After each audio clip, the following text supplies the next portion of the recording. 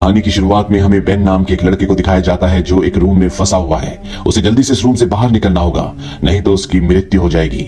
यहाँ से कहानी 3 दिन पीछे यानी कि फ्लैशबैक में जाती है, जहाँ पर शिकागो में हमारी मुलाकात इस कहानी के 6 अलग अलग कैरेक्टर से होती है। जिसमें सबसे पहले हमें जोई को दिखाया जाता है जो फिजिक्स की स्टूडेंट है और नेक्स्ट डे से उसकी हॉलीडे स्टार्ट होने वाली है और इस वजह से जोई के प्रोफेसर इन हॉलीडेज में उसे अपने कंफर्ट जोन से बाहर निकलने को कहते हैं। वहीं हमें बेन को दिखाया जाता है जिसे हमने फिल्म के स्टार्टिंग सीन में देखा था। बेन ग्रोसरी स्टोर में स्टॉक बॉय का काम करता है पर वो कैशियर की नौकरी करना चाहता है, लेकिन बेन की ड्रिंकिंग और स्मोकिंग की हैबिट की वजह से उसे नौकरी नहीं मिलती। तीसरे नंबर पर हमें जेसन को दिखाया जाता है जो स्टॉक ब्रोकर है। उसे राइटिंग का बहुत शौक है। अब इन तीनों को ही अपने जानकार लोगों से एक बॉक्स मिलता है जिसे खोलना इतना आसान नहीं होता, पर तीनों के तीनों अपनी एबिलिटी से उस बॉक्स को खोल लेते हैं। उस बॉक्स के अंदर एक इन्विटेशन होता है और ये इन्विटेशन होता है एस्केप रूम का, जो कि एक पजल है यानी कि भूल भुलैया। और अगर ये उस रूम से बाहर निकल जाते हैं तो इन्हें $10,000 का इनाम मिलेगा। इसीलिए तीनों की तीनों एस्केप रूम में जाने का फैसला करते हैं। जब ये वहां पर पहुंचते हैं तो इन्हें 3 और पार्टिसिपेंट्स मिलते हैं, जिसमें एक का नाम होता है एमेंडा जो कि सोल्जर है, दूसरे का नाम माइक जो कि ट्रक ड्राइवर है और तीसरा डैनी। अभी 6 के 6 उस जगह पहुंच चुके हैं पर इनका स्वागत करने के लिए वहां पर कोई भी नहीं होता। ये सब के सब बहुत देर तक एक रूम में बैठकर गेम मास्टर का इंतजार करते हैं और जब गेम मास्टर नहीं आता तो बेन कहता है कि मैं बाहर से एक सिगरेट पीकर आता हूं और जैसे वो दरवाजे का हैंडल खोलता है, हैंडल उसके हाथ में आ जाता है और ये सब समझ जाते हैं कि गेम स्टार्ट हो चुका है। यही एस्केप रूम है और अब ये सब के सब यहाँ से निकलने का रास्ता ढूंढना शुरू कर देते हैं। यहाँ टेबल पर बहुत सारी मैगजीन्स होती है जिन सब में एक ही नाम लिखा होता है और वो नाम होता है डॉक्टर वू टैंग यू। ये सारी magazines doctor Wu Tang Yu के नाम आई होती है। इन्हें यहाँ पर एक किताब भी मिलती है जिस पर लिखा होता है फ़ारेनहाइट 451 जो कि एक टेम्परेचर है। ये देखते हैं कि दरवाजे का जो हैंडल टूटा हुआ है वहां पर एक टेम्परेचर कंट्रोलर है। जोई दरवाजे के पास जाकर टेम्परेचर कंट्रोलर पर 451 डिग्री सेट कर देती है और जैसे वो ऐसा करती है छत पर बहुत सारी लाल रंग की लाइट्स जल जाती है। दरअसल ये हीटिंग कॉइल्स हैं जिनसे रूम का टेम्परेचर बढ़ना शुरू हो जाता है। जैसे जैसे यहाँ पर ये चीजों को छेड़ते हैं वैसे वैसे यहाँ पर अलग अलग जगहों पर कॉइल चलना शुरू हो जाती है जिससे रूम का टेम्परेचर बहुत ज्यादा बढ़ जाता है और अभी सब के सब घबराना शुरू हो जाते हैं। तभी जोई देखती है कि दीवार पर एक नेम प्लेट होती है जिसमें लिखा होता है कि डॉक्टर वू टैंग यू हमेशा कहते हैं कि टेबल पर कोस्टर्स का इस्तेमाल करें। दरअसल कोस्टर्स को गिलास के नीचे रखा जाता है और जब जोई टेबल पर जाती है तो वहां पर कोस्टर्स होते हैं और वो जब एक कोस्टर को दबाती है तभी एक दरवाजा खुलता है। ये एक डक्ट का रास्ता होता है। इसके बाद ये 6 के 6 कोस्टर्स को दबाते हैं और वहां पर डक्ट का रास्ता खुल जाता है, लेकिन ये सब के सब बाहर नहीं जा सकते क्योंकि इन्हें इन कोस्टर्स को दबाकर रखना होगा। इसीलिए जोई यहाँ पर पानी का एक गिलास रख देती है और इसके बाद ये 6 के 6 कोस्टर्स पर पानी के गिलास रख देते हैं जिससे डक्ट खुल जाता है और जैसे ये डक्ट के दूसरी तरफ पहुंचते हैं तो एक धमाका होता है और इस तरह से इनकी जान बच जाती है। अब ये 6 के 6 एक दूसरे रूम में पहुंच जाते हैं। ये भी अंदर से लॉक होता है और इसका जो लॉक होता है उसके लिए इन्हें एक पासवर्ड चाहिए जो कि 7 अल्फाबेट का होगा। यहाँ पर दीवार पर एक जगह लिखा होता है you will go down in history. तभी बेन को याद आता है कि वो एक दिन अपने दोस्तों के साथ कार में इसी गाने को गा रहा था और इस गाने में एक नाम आता है जो होता है रुडोल्फ और जब ये लॉक पर RUDOLPH रुडोल्फ लिखते हैं तो दरवाजा यानी कि लॉक खुल जाता है। ये सब के सब कमरे से बाहर आ जाते हैं और यहाँ पर चारों तरफ बर्फ होती है। यहाँ का मौसम बहुत ज्यादा ठंडा होता है। इन्हें यहाँ से दूर पहाड़ भी दिख रहे होते हैं और डैनी जब आगे जाता है तो देखता है कि ये सब एक इल्यूजन है। दरअसल ये एक 3D इमेज होती है। सामने एक स्क्रीन होती है और जैसे वो स्क्रीन पर हाथ लगाता है नीचे से एक डक्ट खुलता है जिससे बहुत ठंडी हवा अंदर आना शुरू हो जाती है और जल्दी अगर ये इस रूम से बाहर नहीं निकले तो ये सब के सब यहाँ पर जम जाएंगे। इन्हें यहाँ पर दरवाजा मिल जाता है लेकिन दरवाजा खोलने के लिए इन्हें चाबी को ढूंढना होगा और जब भी चाबी ढूंढते हैं तो सबसे पहले इन्हें एक जैकेट मिलता है। ये समझ जाते हैं कि 6 लोगों के लिए यहाँ पर एक गर्म जैकेट क्यों रखा है क्योंकि ये आपस में इन सबको लड़वाना चाहते हैं, पर ये फैसला करते हैं कि ये जैकेट को एक एक करके पहनेंगे। सबसे पहले जैकेट जोई को दी जाती है। यहाँ पर इन्हें एक फिशिंग रॉड भी मिलती है और जब ये उस फिशिंग रॉड की तार को पानी के गड्ढे में डालते हैं तो वो बहुत गहराई तक जाती है जिससे इन्हें पता चलता है कि पानी नीचे बहुत गहरा है और उसका बहाव भी बहुत तेज है। उस तार पर कुछ भी नहीं अटकता। वहीं जोई को दिखाया जाता है जो उस कंपस से जो कंपस उसे यहाँ पर मिला था वो एक बर्फीले भालू तक पहुंच जाती है जो पूरी तरह से जमा होता है और जब वो उसके मुंह के अंदर हाथ डालती है तो उसे एक मैग्नेट मिलता है। वो मैग्नेट लेकर अपने 5 साथियों के पास पहुंचती है और इसके बाद वो फिशिंग रॉड की तार पर मैग्नेट लगाकर पानी के अंदर डालते हैं और तभी इन्हें एहसास होता है कि मैग्नेट पर कुछ चिपक गया है और जब ये उसे ऊपर खींचते हैं तो देखते हैं कि लोहे की सलाखों के बीच में एक आइस का क्यूब है जिस आइस क्यूब के अंदर चाबी है और अब इन्हें चाबी निकालने के लिए इस आइस क्यूब को तोड़ना होगा। ये बहुत कोशिश भी करते हैं लेकिन आइस क्यूब को तोड़ नहीं पाते। बेन के पास लाइटर होता है। डैनी उसके पास लाइटर लेने के लिए जाता है और तभी बर्फ टूटने से वो पानी के अंदर गिर जाता है। पानी का बहाव तेज होता है इसीलिए बर्फीले ठंडे पानी में बह जाता है जिससे डैनी की मृत्यु हो जाती है। ये सब के सब घबरा जाते हैं क्योंकि डैनी के साथ लाइटर भी बह गया है और अगर इन्होंने चाबी को नहीं निकाला, दरवाजा नहीं खोला तो कुछ ही घंटों में इन सब की मृत्यु हो जाएगी। ये अपने शरीर की गर्मी से बर्फ को पिघलाना शुरू कर देते हैं और कई घंटों तक ऐसा करने से चाबी को निकाल लेते हैं। ये चाबी को दरवाजे के लॉक पर लगाते हैं लेकिन दरवाजा नहीं खुलता क्योंकि दरवाजा होता ही नहीं। दरवाजा पीछे होता है। पीछे का दरवाजा खुल गया होता है और अभी सब के सब दरवाजे की तरफ भागना शुरू करते हैं। यहाँ पर बर्फ टूटना शुरू हो जाती है और इससे पहले कि ये पानी के अंदर गिरते ये सब के सब अब चौथे रूम में पहुंच जाते हैं। ये एक बॉलरूम होता है जहाँ पर हर एक चीज उल्टी होती है। सारा सामान उल्टा रखा होता है यानी कि छत नीचे होती है और फर्श ऊपर होता है। होता है। तभी इन्हें यहाँ पर एक दरवाजा दिखता है जिसका हैंडल नहीं होता। ये समझ जाते हैं कि अगर इन्हें इस चौथे रूम से बाहर निकलना है तो इन्हें दरवाजे का हैंडल ढूंढना होगा। ये देखते हैं कि ऊपर एक पूल टेबल होता है जिसमें 8 नंबर की बॉल नहीं होती और यहाँ पर इस कमरे का जो नाम होता है वो होता है द 8 बॉल पूल रूम, यानी कि इन्हें 8 नंबर की बॉल को ढूंढना होगा। एमेंडा जो कि एक सोल्जर है वो ऊपर चढ़ जाती है। वहां पर उसे एक तिजोरी मिलती है जिसे खोलने के लिए इन्हें 4 अक्षरों का पासवर्ड चाहिए।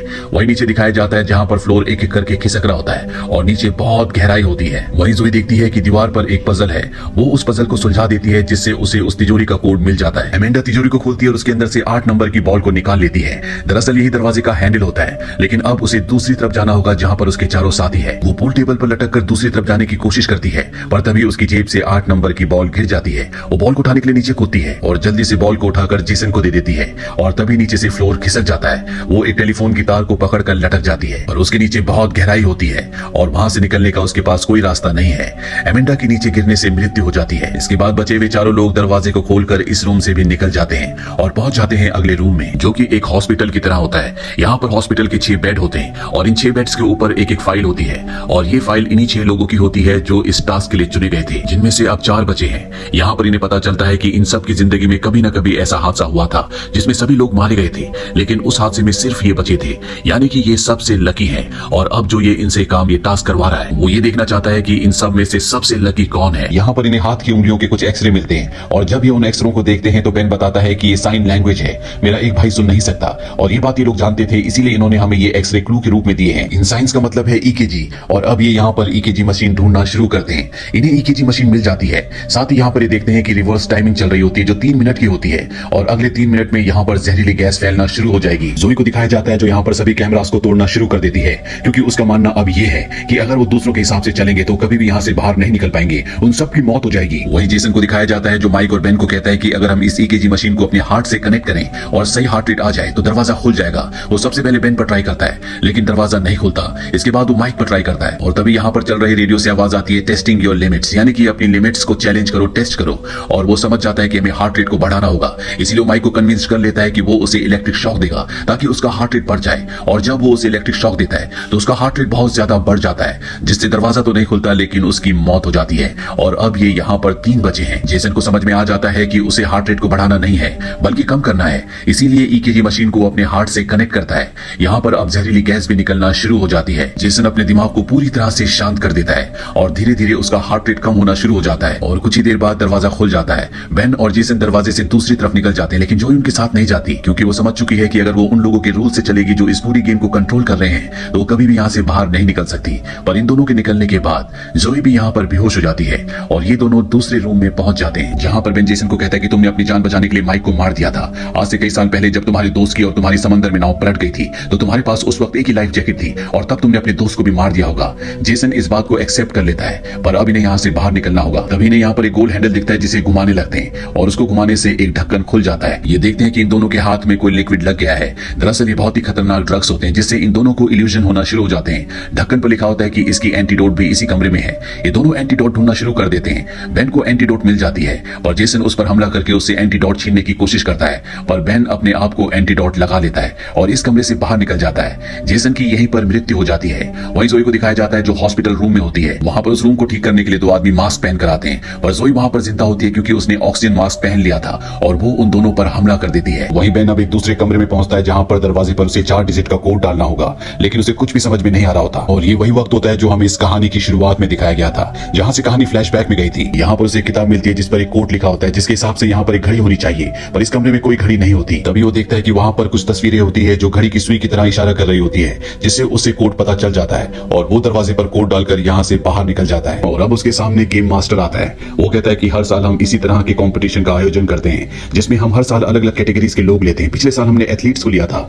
उससे पहले साइंटिस्ट को। जिस तरह से घोड़ों की रेस में पैसे लगाए जाते हैं ठीक उसी तरह से दुनिया के बड़े बड़े रईस एस्केप रूम में पैसे लगाते हैं और जिस पर वो पैसे लगाते हैं अगर वो जीत गया तो उन्हें अरबों डॉलर्स का फायदा होता है। बेन को लगता है कि वो जीत गया, उसे जाने दिया जाएगा, पर तभी गेम मास्टर उसे मारने की कोशिश करता है। तभी जोई यहाँ पर आ जाती है और पीछे से उस पर गोलियां चला देती है, लेकिन अभी भी वो नहीं मरा होता। वो जोई पर हमला कर देता है, पर बेन और जोई दोनों मिलकर उसे खत्म कर देते हैं और एस्केप रूम से निकल जाते हैं। बेन जख्मी होता है इसीलिए उसे हॉस्पिटल ले जाया जाता है। बेन जब रिकवर हो जाता है तो जोई यहाँ पर डिटेक्टिव के साथ आती है, लेकिन इस बिल्डिंग में कोई भी सबूत नहीं होता, सबका सब गायब हो चुका होता है और पुलिस डिटेक्टिव्स ना बेन की और ना ही जोई की बातों पर यकीन करते हैं। इसका एक कारण ये भी होता है कि बेन की बॉडी में ड्रग्स की मात्रा पाई गई थी, यहाँ पर डॉक्टर वू टेंग यू का नाम होता है और जोई समझ जाती है कि वू टेंग यू कोई नाम नहीं है बल्कि ये एक एनाग्राम है और इसका मतलब है नो वे आउट, यानी कि खेल खत्म नहीं हुआ। 6 महीने बाद जोई बेन से मिलने जाती है और उसे न्यूज़पेपर की कटिंग दिखाती है जिसमें उनके चारों साथियों की मौत की खबरें होती है जो पूरी तरह से झूठ होती है। जोई बेन को बताती है कि अगला गेम मैनहट्टन में एक बिल्डिंग में होने वाला है जिसके बारे में मुझे पता है और मेरे पास हम दोनों की फ्लाइट की टिकट्स हैं। वही मैनहट्टन में दिखाया जाता है जहां पर अगले एस्केप रूम की तैयारी चल रही होती है।